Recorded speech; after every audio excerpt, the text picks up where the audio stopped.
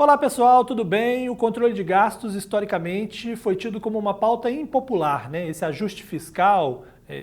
geralmente é considerado pelos políticos como algo que não gera votos, né? E eles preferem medidas que, ao contrário, aumentam os gastos, mas que geram ali benefícios diretos ao trabalhador e às pessoas em geral, e por isso, historicamente, há uma predileção por esse tipo de ação,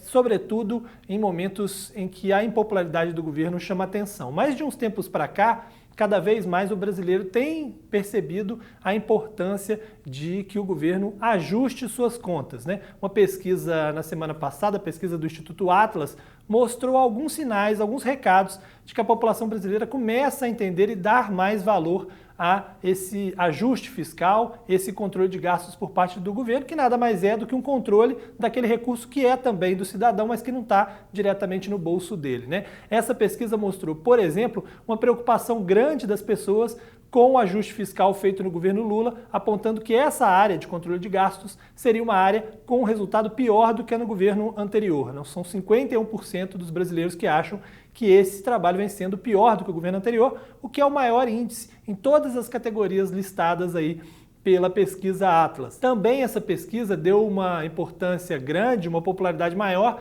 para a ministra Simone Tebet, a ministra do Planejamento, que tem um trabalho mais discreto, é um trabalho quase interno dentro do governo, ela não aparece muito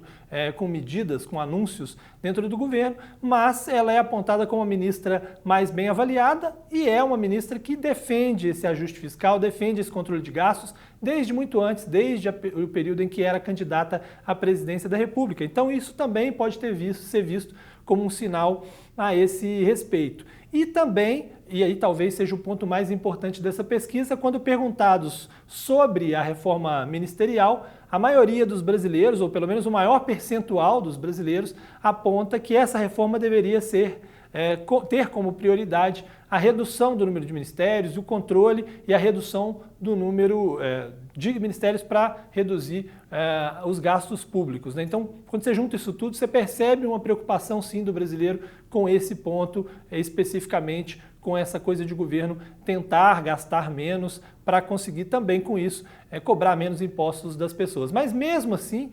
tanto o governo federal quanto o Congresso quanto o judiciário não parecem perceber muito essa preocupação do brasileiro e essa mudança de postura do brasileiro. Tanto é que o governo tem feito medidas aí dentro dessa reforma ministerial que levam ao governo gente que tem uma visão